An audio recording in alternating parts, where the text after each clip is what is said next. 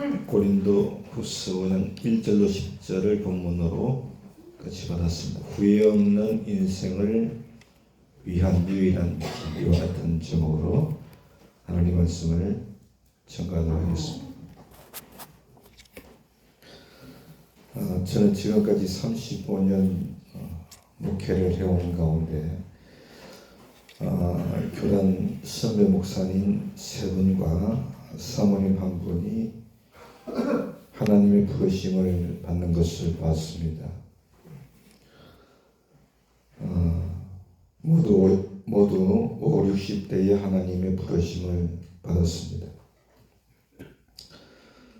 목사님 세 분은 모두 개척하셔서 도시와 농촌에서 목회를 하시던 분들이었습니다. 한 분은 간암으로, 한 분은 혈관 질환으로, 또 한 분은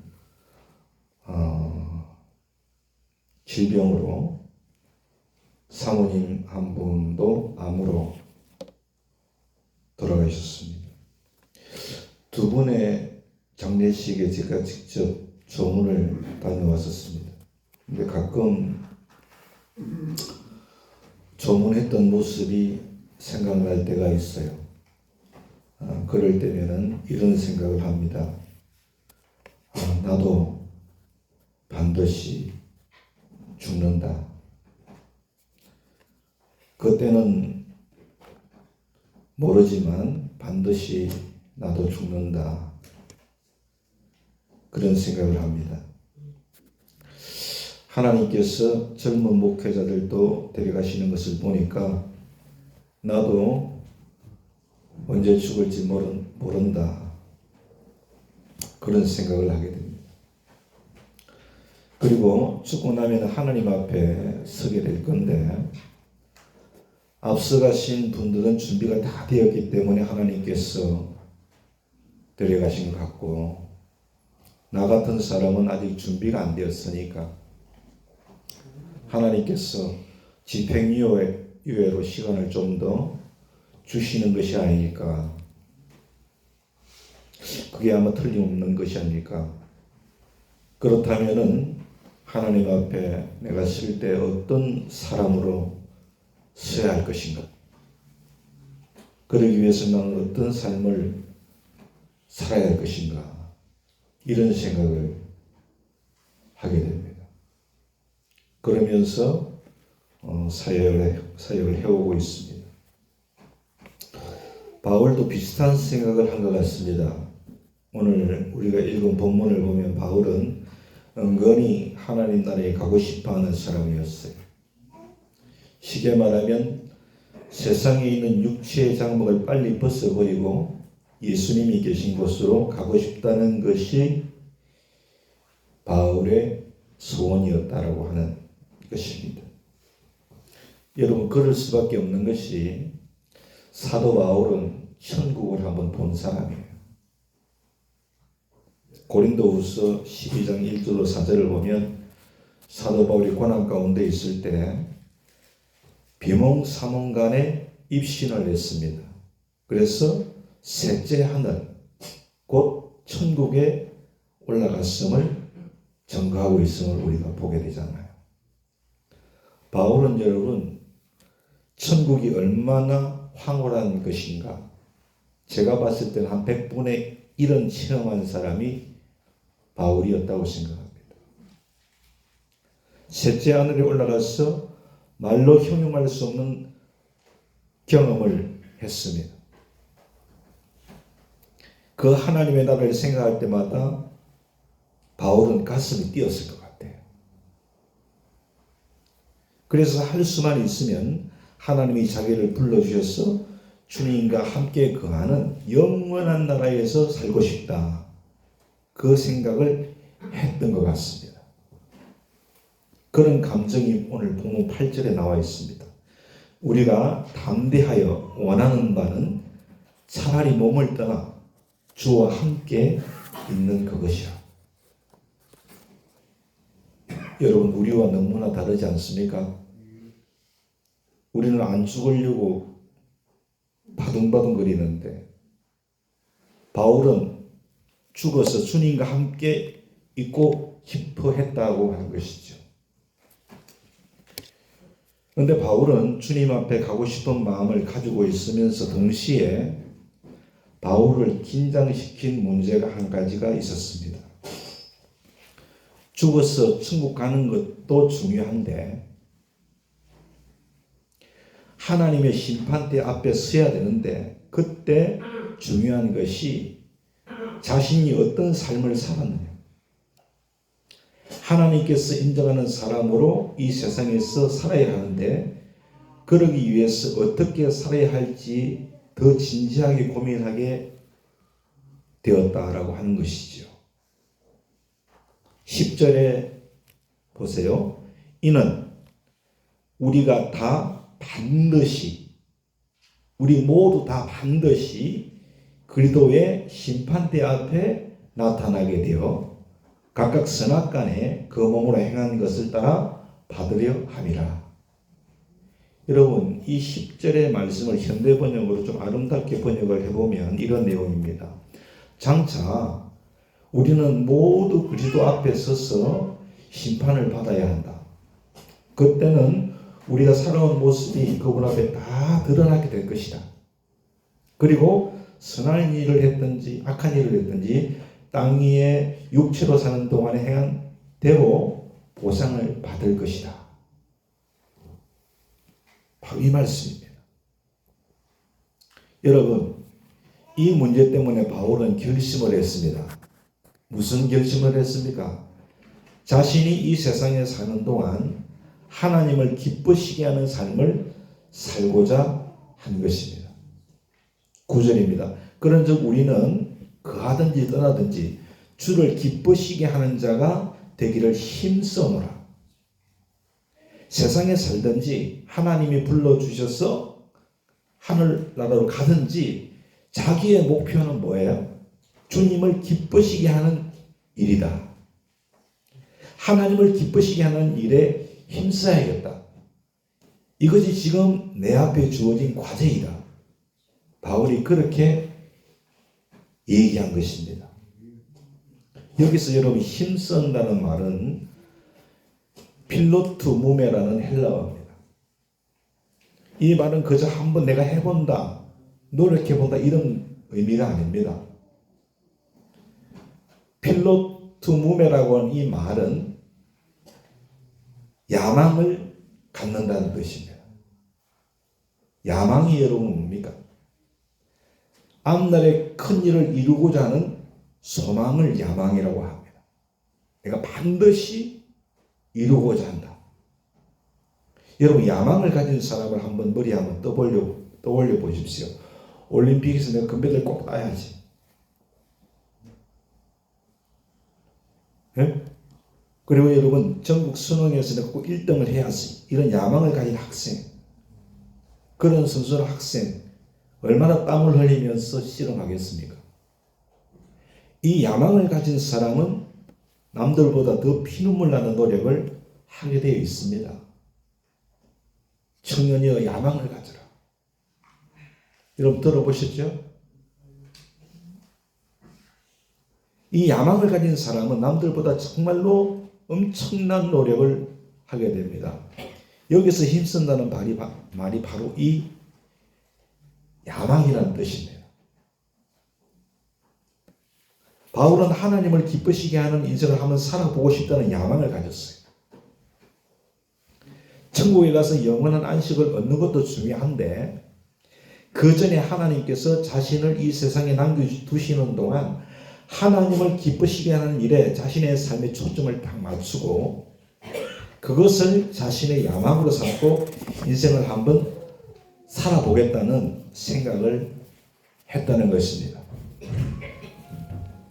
왜냐하면 훗날에 하나님 앞에 심판대 앞에 서게 될 텐데 자신이 그렇게 살아야 하나님께서 자신의 인생을 놓고 칭찬하시고 기뻐하시는 것을 보게 될 것이기 때문에 그것만이 자기에게는 중요하니까 그렇게 생각을 한 것입니다. 여러분, 우리가 하나님의 심판대 앞에 서면 세상에서 아무리 우리가 좋은 것을 경험했다 할지라도, 세상에서 우리가 그 어떤 것을 쌓았다 할지라도, 세상에서 그 어떤 것을 얻었다 할지라도 하나님의 심판대 앞에 서는 건 아무것도 아니에요. 오직 하나님을 기쁘시게 한 것만이 남는 줄로 믿습니다. 여러분 믿습니까? 정말 믿습니까? 하나님 앞에 가면 하나님을 기쁘시게 한 것만 남는다니까요. 나머지는 모두 다 없어져 버리는 거예요. 미국에서 있었던 일입니다. 한때 사람들로부터 명성을 얻었던 사람이 죽었습니다. 그런데 그 사람이 평생 명성을 얻기까지 받은 상장, 상패, 훈장 이런 것들을 한 박스로 가득 채워가지고 단단히 묶어서 경매에 딱 내놨는데 불과 10분에 한국인 수집가에게 낙찰이 됐답니다. 그 여러분 명성을 얻고 그 죽은 사람 세상에 살면서 그 상장 하나, 상패 하나 받기 위해서 몇십 년 동안 얼마나 여러분 노력을 했겠습니까? 그런데 죽고 나서 보니까 그 모든 것이 다 휴지 조각에 불과하다는 겁니다. 아무 쓸데없어요. 10불이면 10,000원 정도에 팔린 거야. 낙찰된 거야. 이처럼 우리가 하나님의 심판대 앞에 가면은 하나님을 기쁘시게 하는 것에는 전혀 관심이 없고, 나를 위해서 살았던 인생은 그 어떤 것도 남는 것이 없어요. 그래서 사도 바울은 이 사실을 매우 심각하게 생각한 줄로 믿습니다. 사도 바울은 자기 모든 걸 다 배설물로 여겼다. 배설물로. 네?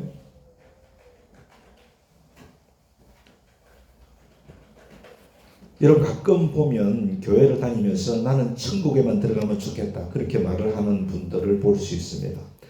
처음 그 말을 들으면 그분 참 구원받기를 사모하는 사람이라 참 믿음 좋아서 저런 말을 하는 거라 그렇게 느낄 수 있을지 모르지만 조금 깊이 우리가 생각을 해보면 매우 잘못된 것임을 우리가 알 수 있습니다.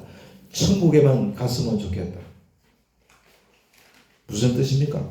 세상에서는 내 마음대로 살아보고 내가 원하는 인생 한번 마음껏 즐겨보고 그래서 천국에 있으면 예수 믿는다는 그 이유 하나만으로 그 한마디만으로 천국 문 안에 들어간다면 다행이다. 이런 얘기이기 때문에 그런 것입니다. 그러면서 교회를 다닙니다. 하나님을 기쁘시게 하기 위해서는 여러분 값을 지불해야 됩니다. 그럴 때가 많습니다. 어떤 면에서는 자기를 포기해야 될 때도 있습니다. 하나님을 기쁘시게 하려면. 그러니까 이런 삶이 부담스러워요. 값을 지불하려고 하니까 자기 것을 뭔가를 포기하려고 하니까 부담스러운 거예요. 그러나 이런 분들은 일단 그걸 다 제쳐놓고서 내가 원하는 인생 한번 살면서 구원받았으면 좋겠다 그런 말을 하는 것입니다. 여러분 이런 분들이 천국에 들어갈 수 있겠습니까? 제가 단언하기는 좀 어렵죠. 그러나 저는 굉장히 회의적입니다. 왜냐하면 주님이 하신 유명한 말씀이 있기 때문인데 제자들이 하루는 예수님께 찾아가서 여쭈었습니다. 주님, 구원받을 사람이 적습니까? 제가 봤을 때 구원받은 사람이 많습니까? 물어봤으면 좋은데 주님, 구원받을 사람이 적습니까? 물어봤습니다. 그 질문을 받으신 주님께서 매우 심각한 말씀을 하셨는데 누가복음 13장 24절에 좁은 문으로 들어가기를 힘써라. 내가 너희에게 이르노니 들어가기를 구하여도 못하는 자가 많으리라. 그렇게 주님이 말씀하셨기 때문입니다. 여러분, 주님은 좁은 문이라고 했습니다. 신앙생활 하는 것은 좁은 문이라고 주님이 표현하신 것입니다. 여러분, 예수님을 믿고 거듭나는 것은 쉽습니다. 오해하지 마세요. 이 말을. 어떤 의미로 말씀드리느냐. 구원받는 것은요, 우리가 어떤 값이나 우리 어떤 공로를 요구하지 않습니다. 오직 값없이 주어지는 하나님의 은혜로 그 은혜를 믿음으로 말미암아 구원받는 것이지요. 이런 측면에서 구원받는 것은 쉬운 것입니다. 그러나 여러분, 예수를 믿은 다음에 구원받은 다음에 신앙생활은요 좁은 길이에요. 좁은 문이에요. 주님이 그렇게 말씀하셨어요. 그래서 사람들이 많이 안 들어갑니다. 왜 신앙생활이 좁은 문입니까? 예수 믿고 난 다음에 구원받고 난 다음에 우리의 관심은 천국에만 들어가면 좋겠다는 그런 유치한 생각이 아니고 나 같은 죄인을 구원해 주신 하나님께 어떻게 하면 보답하는 하나님을 기쁘시게 하는 인생을 살까? 그것이 우리의 주된 관심사요. 우리의 화두가 되기 때문에 그런 줄로 믿습니다. 그런데 이 관심사대로 살면 입으로만 주여 주여 해서는 안 되기 때문에 그렇습니다. 자기를 부인해야 하고 자기 십자가를 지고 주님을 따라가야 할 때가 많기 때문에 그런 것이죠. 어떤 때는 생명과 바꾸는 위기를 만날 수도 있습니다. 그런 값을 지불하면서 하나님을 기쁘시게 하기를 원하는 것이 신앙생활이기 때문에 그 길이 좁은 길이요 협착한 것입니다. 여러분, 주님은 천국에 들어갈 자가 많지 않을 것 같다고 말씀하셨어요. 누구를 정죄하는 것이 아닙니다. 여러분, 진지하게 우리가 생각해 보면 오늘 한국 기독교인 수가 1000만 명이 넘는답니다. 1000만 명이 넘어요. 이상이래요. 이 사람들이 여러분 다 천국 들어간다고 생각할 수 있겠습니까? 저는 절반 정도 들어갈 것 같다는 생각을 해요. 절반 정도. 왜 그런 생각을 하냐? 누가복음 17장에 보면 주님께서 이런 말씀하셨어요. 두 사람이 같이 잠을 자는데 또 두 사람이 같이 맷돌을 돌리다가 한 사람은 데려감을 당하고 한 사람은 버려둠을 당했다. 그러니까 2분의 1이에요. 그러니까 절반 정도가 갈 수 있지 않을까 그런 생각을 저는 해봤어요. 만약 여러분 예수 믿는다는 사람이 전부 천국에 간다면 하나님의 기쁨이 되지 못하는 삶을 살았던 사람들마저도 다 천국에 간다 그러면 제가 봤을 때는 천국이 오염이 될 것 같아요. 그래서 천국이 천국 되지 못할 것 같아요. 여러분 그렇지 않습니까? 이름만 예수 믿는 사람인지 실제 생활을 보면 얼마나 추악한 냄새가 피우는 사람인지 모르는 사람들이 많습니다. 이름만 예수쟁이에요. 이름만. 그래가지고 하나님 나라에 들어갈 수 있다고 누가 장담하겠냐 말입니다. 신앙생활은 좁은 문을 들어가서 험하고 협착한 길을 걸어가는 것이 신앙생활이라는 걸 여러분이 아셔야 됩니다. 왜 그 길이 험하다고 했습니까? 하나님께 기쁨이 되기를 원하는 길이기 때문에 그 길이 험한 길이에요. 협착한 길이에요. 여러분 믿습니까? 이게 신앙생활입니다. 여러분은 지금 이 길을 가고 있는 사람인지 그것이 귀찮아가지고 그냥 많은 사람이 걸어가는 넓은 길로 걸어가면서 입으로만 주여 할렐루야 그렇게 하는 사람인지 스스로를 한번 돌아봐야 되지 우리가. 그렇지 않습니까? 얼마나 하나님을 기쁘시게 하는 일이 심각한지 여러분 로이드 존스 목사님 얘기를 한번 들어보세요. 로이드 존스 목사님 하면 20세기 영국이 배출한 탁월한 설교가요 성경 주석가입니다. 런던 웨스트민스터 셰플이라고 하는 교회에서 80이 넘도록 사역을 하신 분인데 그는 평생을 주를 위하여 살았습니다. 처음에는 영국 황실의 의사였었는데 그럼에도 불구하고 하나님께 은혜 받고서 그 의사직을 다 던져버리고서 목사가 되신 분이에요. 그러다가 이제 병이 들어서 임종이 임박한 가운데 병상에 누워 있는데 후배 목사님들이 와가지고 찾아가서 존경하는 마음으로 이렇게 질문을 했다고 합니다. 목사님, 한평생 하나님의 말씀을 가르치고 또 설교자로서 사셨는데 평생 마음속에 담고 있었던 가장 진지한 생각이 있었다면 뭡니까? 그렇게 여쭤봤다는 겁니다. 그랬더니 그 로이드 존슨 목사님이 그 질문을 받고 서슴지 않고 이렇게 말씀하셨답니다. 그래, 나에게 한 가지 진지한 생각이 있었지. 그것은 내가 목사일 하다가 죽으면 하나님 심판대 앞에 설 텐데 그때 하나님께서 나의 생을 돌아보시면서 어떻게 평가하실까? 이것이 가장 진지한 질문이었지. 그렇게 답을 하셨다는 것입니다. 여러분, 그 말을 바꾸면 심판대 앞에서 하나님께서는 나를 보고 너 평생 나를 기쁘게 하는 삶을 살았구나 그렇게 칭찬해 주실 것인가? 아니면 너 목사가 되어가지고 한평생 너 자신의 성공과 너 자신의 행복을 위해서 살았구나 하는 책망을 하실까? 그것이 두렵다는 것입니다. 저는 여러분 이 말을 이해합니다. 그런데 여러분이 생각할 때 목사가 어떻게 그런 두려움을 가질 수 있을까? 그렇게 생각할지 모르지만 여러분 성경을 한번 보세요. 성경에 선지자다 제사장이다 그렇게 하나님께 부르심을 받았던 성직자들이 얼마나 잘못된 길을 많이 걸어갔는지 여러분 우리가 볼 수 있지 않습니까? 그리고 교회사를 보더라도 진짜 타락한 사람들이 선지자들 중에 많이 나오지 않습니까? 예수님 제자 중에도 여러분 유다가 있지 않습니까? 그렇게 보면은 그 10명 중에 한 사람은 목회자라도 하나님을 기쁘시게 하는 사람은 아닐 수 있어요. 여러분 목사라고 다 주님을 기쁘시게 하는 삶을 산다고 생각하면 그건 착각입니다. 착각이에요.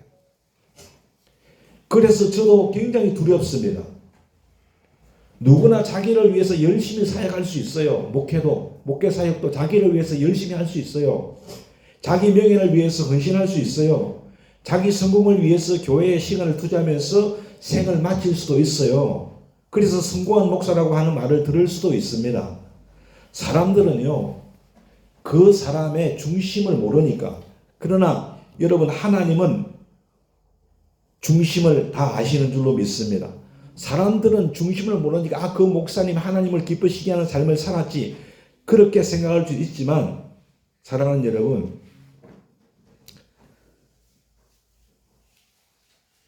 하나님은 다 아신단 말입니다. 잘못하면 목사도 자기를 위해서 인생을 즐기고 살다가 사람들 앞에 욕먹고요.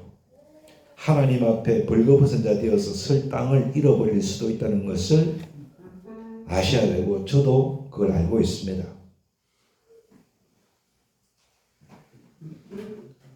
목사가 여러분 이 문제를 위해서 진지하게 고민하고 그때마다 하나님 앞에 두려움으로 옷깃을 여미면서 하나님을 기쁘시게 하는 삶을 살려고 노력한다고 그러면 하물며 여러분들이겠습니까?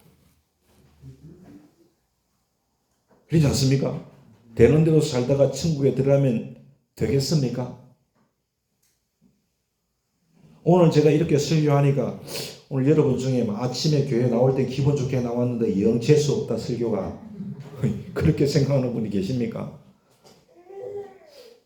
그렇게 생각하는 분이 계실지 모르겠지만 여러분 제가 이렇게 설교를 하지 않을 수밖에 없는 것은 왜냐하면 우리의 신앙은요 내 식대로 내 기분대로 세상을 그저 행복하게 살다가 가는 것이 우리의 신앙이 아니기 때문에 그런 것입니다. 여러분요. 여러분 세상은 아무것도 아닙니다. 기독교의 중심은 우리의 신앙의 중심은 이 세상이 아니라 영원한 하나님의 나라입니다. 그래서 세상아 자리 꺼라 나는 가노라 그렇지 않습니까? 오늘 아침에 그 찬양 불렀습니다. 7년 환란 오기 전에 나는 가노라. 예? 우리의 나라는 하나님 나라가 본향인 줄로 믿습니다. 이 세상은 아무것도 아닙니다. 하나님 나라에 가면 거기서 내가 어떤 사람이었냐가 중요한 줄로 믿으시기 바랍니다. 이 세상은 나그네입니다. 이 세상은 여행하는 곳입니다. 여기서 리허설을 하면서 하나님을 기쁘시게 하는 삶을 살면 영원한 하나님의 나라에 가서도 영원토록 하나님을 기쁘시게 하는 행복한 자가 될 줄로 믿습니다. 근데 여러분, 이 세상에서 자기의 행복을 위해서 리허설을 하면서 살았던 사람들은 그 사람은 하나님을 갈 수가 없어요. 왜냐하면 그런 사람은 천국에서 용납이 안 되기 때문에 그런 거예요. 용납이 안 돼. 그럼 여러분, 우리가 어떻게 하면 하나님을 기쁘시게 하는 사람이 될 수 있겠습니까? 두 가지로 생각해 볼 수 있는데, 첫째는 하나님을 기쁘시게 하는 인격자가 돼야 돼. 인격자가. 여러분, 자녀를 키우는 부모들 심정, 자녀에게 가장 바라는 것이 무엇입니까? 물론 성공하는 자녀가 되기를 원하고 유명한 사람이 되기를 원하지만, 그보다 더 중요한 것은 부모가 볼 때에 누가 봐도 인격자로 존중받는 사람이 되면 정말 좋겠다. 이것이 부모의 심정인 줄로 믿습니다. 도둑이라도 깨인 자녀니까 돈이나 많이 벌어와라, 이런 생각을 하는 부모님들이 요즘에 혹 있을 수도 있을 것 같다는 생각이 조금은 들기도 해요. 로또라도 당첨되어 가지고서 돈이나 좀 많이 벌어와라, 이런 생각을 하는 부모들이 있을지 모르지만, 진짜 자녀를 제대로 사람 만들려고 하는 사람들은 그런 속된 생각을 하지 않습니다. 사람답게 살아라, 사람답게 대우받는 사람이 되라, 이런 생각을 할 줄로 믿습니다. 여기 우리 자녀들이 있지만 저는 자녀 교육할 때 돈 많이 벌어와라 이런 소리 한 번도 안 했습니다. 사람 되어라, 사람 되어라. 네? 하나님도 마찬가지인 줄로 믿습니다. 하나님이 우리를 자녀 삼아 주시지 않습니까? 우리가 하나님 자녀인데 우리에게 어떤 소망을 가지고 계시겠습니까? 하나님의 형상을 닮은 사람이 되기를 원하실 줄로 믿습니다. 다른 말로 바꾸면 예수 닮은 사람 되기를 원하는 겁니다. 하나님이 우리에게 원하는 거예요. 우리가 예수님을 닮아서 하나님의 형상을 우리가 나타낼 수 있다면 하나님은 우리를 보시고 그때마다 기뻐하실 줄로 믿습니다. 즐거워하실 줄로 믿습니다. 김충희 목사가 예수님 닮았어요. 우리 베데스다 교회 성도들이 다 예수님 닮았어요. 그럼 우리 주님이 얼마나 기뻐하시겠어요? 그래서 처음 창조하실 때 하나님께서 자기 형상대로 사람을 창조하셨습니다. 창세기 1장을 보면 우리의 형상대로 우리의 모양대로 사람을 만들자. 그래서 이 세상 피조물 가운데 하나님의 형상을 닮은 존재는 오직 사람뿐입니다. 인간이 여러분 존엄하고 인간이 영광스러운 존재가 된 것은 뭐냐면 하나님의 형상대로 지음을 받았기 때문에 그런 것인 줄로 믿습니다. 그러나 죄로 인하여서 우리는 이 하나님의 형상을 다 잃어버렸습니다. 그래서 하나님을 닮기보다는 마귀를 닮는 존재가 되고 말았다는 것이죠. 들판에서 형 가인이 돌멩이로 동생 아벨을 잔이 묻어나게 때려 죽이는 그런 일을 해도 눈 하나 깜짝하지 않는 마귀와 같은 가인의 모습을 보시고 하나님께서 얼마나 슬퍼하셨습니까? 그래서 이대로 두시면 안 되겠다. 다시 거룩한 형상을 닮는 거룩한 사람으로 만들어야겠다. 주님께서 작정하시고 친히 육신을 입으시고 이 세상에 오신 줄로 믿습니다. 그리고 우리의 모든 죄를 친히 담당하시고 우리를 위하여 십자가에 죽으시고 우리의 모든 죄와 허물과 저주를 그 몸에 다 받으시고 우리로 하여금 하나님의 형상을 다시 회복할 수 있도록 예수님께서 거룩한 구원의 길을 우리에게 열어주신 줄로 믿습니다. 할렐루야. 그래서 우리가 예수 믿는 거 아닙니까? 다른 이유가 없지 않습니까? 그렇지요? 그래서 예수 믿는 우리에게 하나님께서 원하시는 것은 원래의 형상을 회복하는 것입니다. 그 원래의 형상을 회복하려면 예수님 닮아야 됩니다. 왜요? 예수님은 보이지 아니하시는 하나님의 형상이기 때문에 그런 줄로 믿습니다. 그런데 여러분 정말로 중요한 게 있는데 이 일을 위해서 하나님께서 우리에게 성령을 주셨다는 것입니다. 성령이 우리 안에 계신 줄로 믿습니다. 그리스도의 영이 없으면 그는 그리스도의 사람이 아닙니다. 저와 여러분이 다 성령을 모시고 삽니다. 성령이 우리 안에 거하십니다. 성령이 우리 안에 거하시면서 하시는 일이 뭔지 아십니까? 우리로 예수님을 계속해서 닮도록 은혜를 주시는 것입니다. 할렐루야. 우리 안에 거하시면서 주님을 닮도록 계속해서 일하십니다. 우리의 생각, 우리의 개성, 우리의 기질을 바꾸어 주십니다. 우리의 나쁜 습관을 전부 뜯어 고쳐 주십니다. 더 거룩한 자리로 주님 닮도록 성령께서 우리를 인도하시는 일을 하시고 계시는 줄로 믿습니다. 그래서 여러분, 성령 충만한 사람, 그 사람이 믿음의 연륜이 많아지면 많아질수록 예수님을 닮는 모습이 점점 더 뚜렷하게 드러나는 줄로 믿습니다. 이게 여러분 교회 안에서 정상입니다. 이렇게 예수님을 닮는 자가 되어야 하나님을 기쁘시게 할 수 있는 줄로 믿습니다. 성령이 지금 그 일을 하시는 것입니다.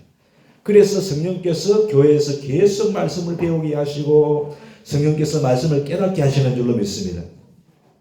그래서 우리가 이렇게 성령의 인도하심을 받으면 예수님을 닮는 자 되어서 성령의 열매를 맺게 되는 것입니다. 갈라디아서 5장 22절 보면 성령의 열매가 9가지가 나오지 않습니까? 이 9가지를 다 보탠다면 예수님을 닮은 사람의 인격이 그대로 형성이 되어질 줄로 믿습니다. 성령은 우리로 하여금 예수님처럼 사랑하게 만듭니다. 항상 기뻐하게 만듭니다. 화평하게 만들고 오래 참게 만들고 친절하게 만들고 선하게 만들고 성실한 사람이 되게 하고 온유한 자가 되게 하고 절제하는 자가 되게 하는 줄로 믿습니다. 우리를 그렇게 만들고 계시는 것입니다. 그래서 나도 모르게 예수님을 닮아가는 것입니다. 그리고 예수님을 닮아가는 우리를 보시고 하나님은 기뻐하시는 줄로 믿으시기 바랍니다. 여러분 지금 어떻습니까? 하나님, 저는 예수님을 기쁘시게 하는 예수님을 닮는 삶을 살고 싶은데 그러기 위해서 예수님께서 오래 참으셨으니까 하나님, 지금 내가 참기 힘들지만 내가 한번 예수님 참아보기를 원합니다. 할렐루야. 주님 용서하셨으니까 내가 저 인간 볼 때 정말 용서할 수 없지만 용서해 볼 수 있도록 용서하기를 원하오니 주님 나에게 힘을 주시옵소서. 이런 식으로 사는 것인 줄로 믿습니다. 자꾸 나도 모르게 이렇게 되어가는 것입니다. 할렐루야. 그래서 예수님을 잘 믿는 사람 옆에 가면은 참 편합니다. 왜 예수님을 닮은 구석이 많이 있기 때문에 편한 줄로 믿습니다. 우리 모두가 그런 사람이 되면 좋겠습니다. 하나님이 얼마나 기뻐하시겠습니까?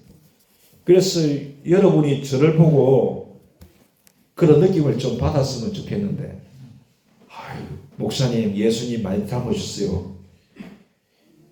여러분이 좀 그렇게 인정해주면 좋겠는데, 제가 그렇게 물어보면 그런 말을 쉽게 들을 것 같지는 않습니다.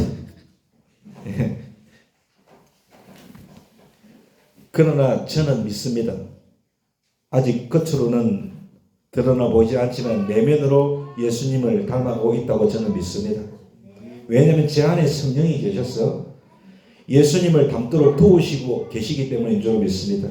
그래서 제가 성령의 역사를 거부하지만 않는다 하면은 날마다 예수님을 닮아가게 될 것이라고 믿기 때문에 그런 것입니다. 할렐루야. 오늘 제가 여기서 보면 우리 모든 성도님 다 예수님 닮았습니다. 너무나 감사합니다. 우리 주님이 기뻐하실 줄로 믿습니다. 속이 없는 얘기를 하니까 조금 속이 좀 이상해. 믿음으로 한 고백입니다. 여러분, 우리가 하나님을 기쁘시게 하면 두 번째로 하나님이 기뻐하시는 일을 해야 됩니다. 골로새서 1장 10절에 주님께 합당히 행하여 범사의 주를 기쁘시게 하는 자가 되라, 그렇게 말씀했습니다. 주님께 합당하게 행하여, 합당하게 행한다는 게 뭡니까? 하나님이 기뻐하시는 일을 하라는 말입니다. 왜? 그 뒤에 나와 있지 않습니까? 주님을 기쁘시게 하는 자가 되라 그랬을까? 주님을 기쁘시게 하는 일을 해라, 이 말씀입니다. 그렇지요? 우리는 하나님이 기뻐하시는 일을 해야 됩니다. 첫째가 예배입니다. 참 중요한 것이 예배입니다. 여러분, 하나님이 우리를 구원하셔서 그의 자녀 삼으신 것은 하나님의 은혜의 영광을 찬송하도록 하기 위해서 우리를 불러신 줄로 믿습니다. 다시 말하면 예배자가 되도록 우리를 부르신 겁니다. 하나님을 예배할 수 있도록. 예배하게 하려고. 여러분 예배가 뭡니까? 이렇게 모여 앉아서 순서를 따라서 하나님 앞에 경배하는 것만이 예배가 아닙니다. 예배가 뭡니까? 한마디로 정의하면 하나님을 즐기는 것이 예배입니다. 여러분 뭔가를 사면은 크게 소원했던 것을 사면은 늘 그것을 만지작거리고 보고 웃고 좋아하고 그러지 않습니까? 나만 그러나? 그러죠? 그러지 않습니까? 여러분 한마디로 예배를 정의하면 하나님을 즐거워하는 것이 예배예요. 할렐루야. 그냥 하나님이 좋은 거야. 내가 그냥 예수님이 좋아. 로마서 12장 1절에 형제들아 내가 하나님의 모든 자비하심으로 너희를 권하노니 너희 몸을 하나님이 기뻐하시는 거룩한 산제사로 드리라. 이는 너희가 드릴 영적인 예배니라. 몸을 가지고 움직이는 모든 삶을 통해서 하나님을 즐기는 것이 예배라고 하는 것입니다.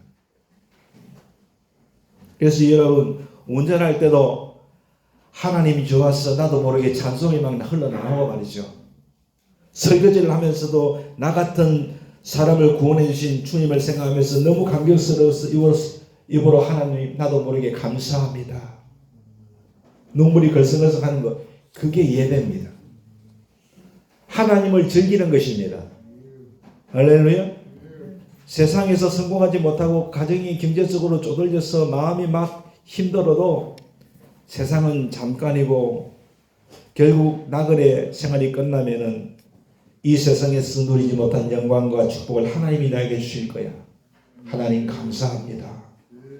그렇게 나도 모르게 답답한 마음에서 범사에 감사하는 아름다운 찬송이 득져 나오는 것 그것이 예배인 줄로 믿습니다. 여러분 다른 것이 아니라 그것이 바로 예배인 줄로 믿습니다. 예수님이 좋은 것입니다. 할렐루야. 여러분 이럴 때가 참된 예배자인데 얼마나 하나님이 좋아하시겠습니까? 하나님이 얼마나 기뻐하시겠습니까? 그렇지 않습니까? 차를 타고 가면서도 찬송하죠. 할렐루야. 설거지하면서도 찬송하죠. 하나님 생각 너무 좋으니까. 그리고 또 이렇게 일정한 장소와 시간 정해놓고서 거룩한 성도들이 다 모여가지고 하나님께 드리는 것도 예배입니다. 모여서 드리는 것도 예배입니다. 그러므로 정말로 하나님을 기쁘시게 하기를 원하시는 분들은 주일 예배를 절대로 덩하니 여기지 않습니다. 여러분 이 시간 왜 나왔습니까? 하나님께 무슨 받기 위해서 나왔습니까? 아니죠. 예수님이 너무 좋아가지고. 맞습니까? 하나님 너무 좋았어. 오늘 이 시간 나와서 예배 드리는 거 아닙니까? 여러분 더 열심인 사람들은 수요일에도 나오고 금요일에도 나오고 그래서 하나님 앞에 예배하기를 원합니다. 어느 교회 목사님 큰 교회인데 목사님 설교를 드리고 이런 말씀을 청년들이 수요일날 교회에 나와서 예배드리는 모습을 보고서 엄청 감동을 받으셨다는 거예요. 그 얘기를 들어보니까 그 수요일날이 국가대표팀 축구 선수가 있는 날인데 축구 경기가 있는 날인데 수요일 예배에 가니까 청년들이 나와가지고 두 손들과 하나님 앞에 예배를 드리고 있는 것을 보고서 감동을 받으셨다는 거예요. 목사님 저것들은 축구도 모르나? 저것들은 축구도 모르나? 축구 대표팀 축구를 하고 있는데 이 시간에 예배를 드린다고 나와서 예배도 있으니 저것들은 축구도 모르나? 여러분 그렇게 하나님을 찬송하는 것이 얼마나 아름다운 것입니까? 괜히 축구 본다고 하다가 우리나라가 1-0으로 져버렸다. 그러면 여러분 기분이 얼마나 안 좋습니까? 그렇죠? 허탈해지고 투덜거리지 않습니까? 그러는 사람보다 예배 나와가지고 하나님께 예배 드리고 예배자가 더 복이 있는 줄로 믿습니다. 무슨 집회가 있으면 오늘 교회 가서 성도들과 함께 예배를 드려야겠다. 그런 갈증이 우리 가운데 있어지기를 예수님의 이름으로 축원합니다. 하나님이 기뻐하시는 사람입니다. 우리가 하나님을 기쁘시게 하면 또 하나 있습니다.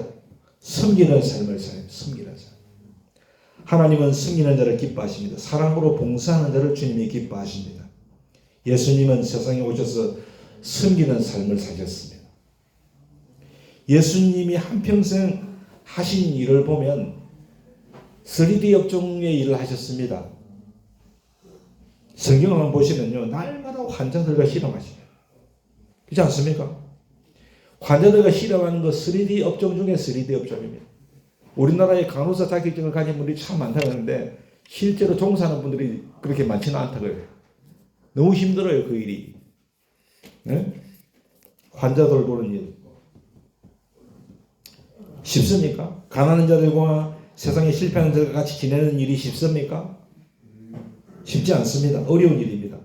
사람들의 비난을 받아가면서도 꿋꿋하게 다른 사람들을 섬기시는 그 일에 삶을 주님께서 바치시지 않으셨습니까? 제자들의 발을 여러분 씻어주지 않았습니까? 여러분, 높은 사람이 낮은 사람을 섬기는 일은요, 그거 쉬운 것 같지만 쉽지 않아요. 예수님 제자들의 발을 씻겼었습니다. 제자들을 위해서 밤이 맞도록 산에 가셔서 잠을 안 주무시고 기도하셨습니다. 아이들을 품에 안으시고 그들을 돌봐주셨습니다. 그게 쉬운 일입니까? 어른들은 아이들을 무시하지만 그것도 모자라서 나중에는 자기의 생명을 십자가에서 내어주시기까지 하지 않으셨습니까? 예수님은 섬기는 삶을 사셨는 줄로 믿습니다. 그러므로 하나님이 어떤 사람을 기뻐하시겠습니까? 섬기는 사람은 기뻐하시지요. 섬기는 일을 열심히 하는 사람을 기뻐하실 줄로 믿습니다. 교회 안에서도 교회 밖에서도 우리가 섬겨야 될 대상이 너무나 많아요. 시간이 좀 남으니까 생색내는 것이 아닙니다. 하고 싶으면 하고 하기 싫으면 말고 그러는 것이 섬기는 것이 아닙니다. 그럼 어떤 것이 섬기는 것인가? 하나님이 기뻐하시는 일이니까 내가 해야지. 하나님이 좋아하시니까 내가 해야지. 믿습니까? 이게 진정한 섬김인 줄로 믿으시기 바랍니다. 하나님의 자녀로서의 이게 바른 섬김의 자세예요. 할렐루야. 나 주님의 기쁨 되기 원하네. 믿습니까? 예? 나의 그 섬기는 삶을 통하여 하나님이 영광 받으시는 거 주님이 얼마나 기뻐하시겠어요. 예? 그 섬김이 어디서 나옵니까? 하나님이 나를 섬겨주셨으니까, 나를 죽기까지 사랑하셨으니까 그 사랑으로 행하는 거 아닙니까? 이런 마음으로 정성을 다해서 섬기는 것입니다. 이것이 신앙생활이라는 걸 여러분이 기억하셔야 돼요. 할렐루야. 한 분도 아멘 안 하는 거 보니까 동의 안 하신 것 같은데 했던 수기 한 번 더 해야겠어요. 여러분, 진정으로 하나님께서 기뻐하는 삶은 뭐냐? 세 번째로 전도하는 것입니다. 전도하는 일을 해야 됩니다. 선교를 해야 합니다. 복음을 전하는 일, 사람을 세상을 구원하는 일은 하나님이 가장 귀중하게 여기고 제일로 좋아하시는 일인 줄로 믿습니다. 그래서 이 땅에 있는 오늘 우리들에게 뭐라 합니까? 땅끝까지 이르러 내 증인이 되어라. 믿습니까? 내 이웃을 구원하라. 이렇게 주님께서 말씀하시므로 하나님이 가장 하고 싶어 하시는 일에 우리를 초대하신 거 아닙니까? 그러므로 전도와 선교의 일은 우리에게 영광이요 하나님의 일에 동참하는 것이라는 것을 우리가 반드시 알아야 될 줄로 믿습니다. 그러므로 여러분, 하나님 나라에 가면은 영혼 구원을 위해서 수고한 그 일이 영원히 남을 줄로 믿습니다. 선교사들이 그렇게 고생하면서 복음을 전하는 이유가 있습니다. 하나님 나라에 가면은 하늘의 별처럼 영원히 빛나는 자가 되리라는 약속이 있기 때문에 세상에서는 잠깐 초라하더라도 하나님 나라에 가서 영광스러운 삶을 살기를 원하기 때문에 그런 줄로 믿으시기 바랍니다. 여러분, 믿지 않는 이웃을 위해서 기도하십니까? 내 옆에 예수 믿지 않는 사람, 예수 모르는 사람, 그에게 담대하게 우리가 여러분 복음을 전하고 있습니까? 세상의 것을 가지고 어시되면서 자랑하는 사람 보면서 너무나 그 영혼이 불쌍해가지고 마음 아파하신 적이 있습니까? 선교를 위하여 기도해 보신 적이 있습니까? 세계는 아닐지라도 한국 땅을 위하여 여러분 기도해 보신 적이 있습니까? 사랑하는 여러분, 땀 흘려 번 돈을 가지고 하나님의 복음 전하는 일에 여러분 사용하도록 드려보신 일이 있습니까? 만약 우리가 그렇게 여러분 모두가 살고 있다면 하나님께서 기쁘게 받으시는 일을 하는 사람이라고 믿으시길 바랍니다. 할렐루야. 여러분, 하나님을 기쁘시게 하는 사람들입니다. 여러분, 우리의 인생은 길지 않습니다. 절대로 길지 않습니다.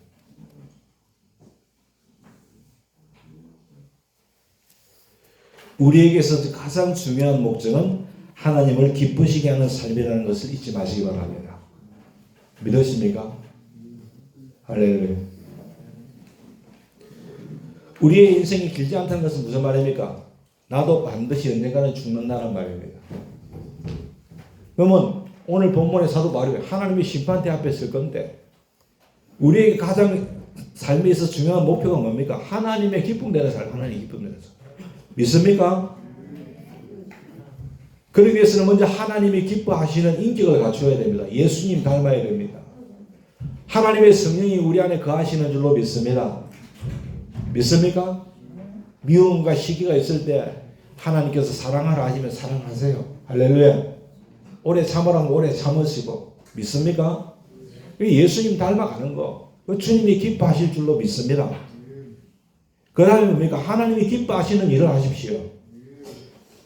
많은 일이 있지만 그 가운데 예배하는 일, 섬기는 일, 전도하는 일. 그걸 통해서 여러분 직장, 가정, 교회, 학교, 어디서든 간에 하나님의 기쁨이 되는 아름다운 삶을 살아내셔서 심판대 앞에 섰을 때 여러분 천국 가는 게 중요한 게 아니라 그보다 중요한 건 뭐예요?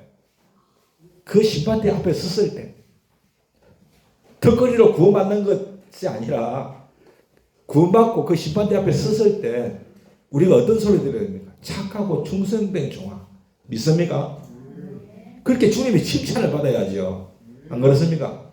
겨우 턱걸이로 그냥 구원받아가지고 그거 갖고 되겠냐 이 말이에요. 그래서 천군천사와 함께 기뻐하는 저와 여러분 다 되실 수 있기를 예수님의 이름으로 간절히 소원합니다.